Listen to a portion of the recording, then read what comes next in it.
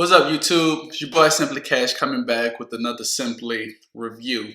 So this is probably a part 2 to a video that I just did. It's in regards to the Raiju. I know the very first one was more of a rant on Scuff, but this one actually I'm actually specifically talk about the Raiju and my experiences of playing with it over a night. Um, and it's not all good. It's my honest, unbiased opinion about the controller. So first off, let's break this down into categories. Let's talk about actual comfortability of this controller. Comfortability, like I know it's a controller, but you want to know how it feels in your hand. So my honest opinion about how this controller feels in my hand, like I think it feels great. It's the best feeling controller in my hand. I would say this is the best feeling controller. It'll take a little bit getting used to, but after you play with it, you'll see what I'm talking about. The material on here, it feels a little slick, like a little kind of slippery, but I guess it's the type of material like once your hand get wet, you're not gonna notice a difference. Look of the controller, you can actually see it's the nicest controller ever. I actually like the little LED. Things that was different, I actually changed out the thumbstick of the controller. You have the different button layouts right here. This is the different type of layouts that you would have. You know, green is one, red is another. And they have a little pamphlet that will tell you which all is each color. But I play with it up on green, which is for shooters, where this is to jump and this to slide, or X and circle. This is your Bluetooth button right here. When I say Bluetooth button, I meant to say to connect to the app. The app that you would download is the Raiju app that you would go to the Apple Market, and this is how the app looks, is the Raiju app. How to connect to it. So again, like you see how you got connected right here, and you'll just hold on this button right here.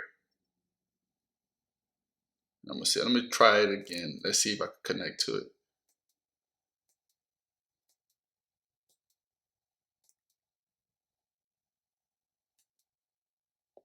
Huh.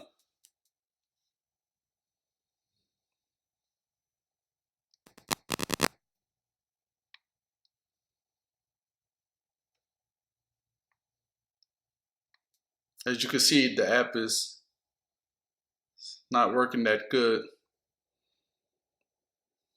Let me see, connect.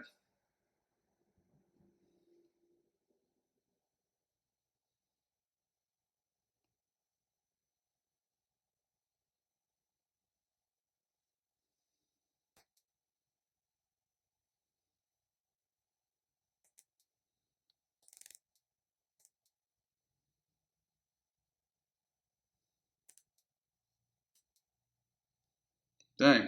I I guess every time you turn off the controller, you have to redo this.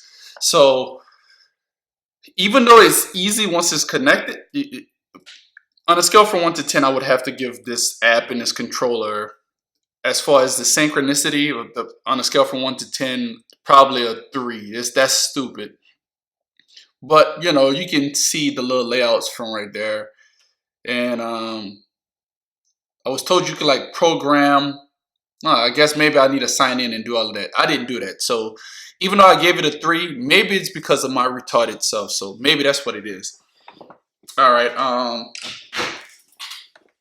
Performance of the controller, like just pure, how did it perform? And honestly, my very first couple of games, I was not impressed. I was not impressed at all. This controller was having the same issues that I was having. Well, not the same. One of the issues that I was having with the Scuff Vanish controller. Dead zoning. Like, I would be playing and like I would have a second of just like nothing is happening with the controller. And then I'd just be like, what the hell is going on with my controller? And I like, if I'm in a gun battle, I just get shot. So I was like, let me like contact customer support. Customer support was on the money. Best customer support I had with, you know, is even better than Scuff customer support. Scuff customer support is like when you try to call that 1-800 number, it takes forever to get through. I did the live chat with a representative from Razer, and my problems was fixed instantly. They gave me the new firmware to download with this controller, downloaded it, played the rest of the night, no issues from that point on. Before that issue, like before, I was like, man, if they don't have like a firmware or something to fix this controller, I'm sending this controller back and just get my money. $260, you shouldn't pay that much for a controller and have issues like that. So I have to take off points because of that. Let's just say if I was gonna give you this controller out of on a scale from 1 to 10, a 9, I have to give it an 8 now just because of that. But customer support did help a lot. And my overall comparing this to if the Scuff Vantage worked 100%, like if it worked as good as stated versus this one, which one would I prefer? It's a really a tough question because I would say these two buttons right here are annoying. These two buttons right here are annoying, but you can get used to it. But it is very accessible where you don't have to do too much. See, like you can, it'll just take some getting used to. I really had like the layout of the Scuff controller, the advantage with the D-pad being not the D-pad, the analog being right here where the D-pad is. But I would say I would say if both controllers work just as promised, I would still go with this one just because of the feel of this. Because this controller feels like money, and the price point of the next day shipping, like I said, the difference between this controller and that Scuff controller was like $30. I think $235 or something like that. I spun up in that Scuff, and $265 I spun up in this one, and next day shipping with Amazon Prime. So $30 difference. I might as well get this one. Cosmetically, this is a nicer looking controller. I don't care about all of that customizations you can do. It's black with an LED like that. Look how nice this controller looks, just like that. The controller feels like it would last longer. The buttons, you have mechanical buttons that you can actually feel them being pressed. It's the best feel. This controller in hand, like, and I really like these two buttons right here. I don't need 4 paddles in the back. All I need is a jump and a slide. This controller, my honest opinion, the best controller I ever played with so far. This is up there with the Elite controller. And I don't care what none of those people who review controller, those people that are sponsored, like if they say that they're sponsored by the product that they're reviewing, they're only gonna tell you the good. Like there might be those onesies, twosies that'll keep it 100 with people, but I'm keeping it 100. I spent my own money for all of these controllers. Scuff is, it does not feel like Scuff. The controller doesn't feel like they're worth $200. The controller feels cheap. This controller has a nice weight to it, and a lot of people might say, yeah, but for long gaming sessions, it might. If you can't hold the controller, my dude, then like you shouldn't be playing. You should be going outside working out the arms. That's what you should be doing. Like if you can't hold a 1-pound controller for extended, like you shouldn't. Nah. Go do some push-ups. Do some push-ups in between rounds of Call of Duty. That should be your focus. This controller in my hand feels legit. It feels like money. I am not returning this controller. I'm sticking with this controller. I was gonna buy the Astro C40. That controller. Now I'm not even worried about it. I'm sticking with this controller.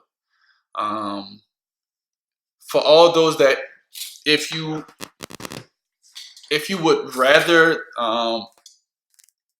the Razer controller over the Scuff controllers, you can save $100 and just get the tournament edition, which is kind of the same materials and stuff of the controllers, but the D-pad is where the left analog stick is, and vice versa for those two.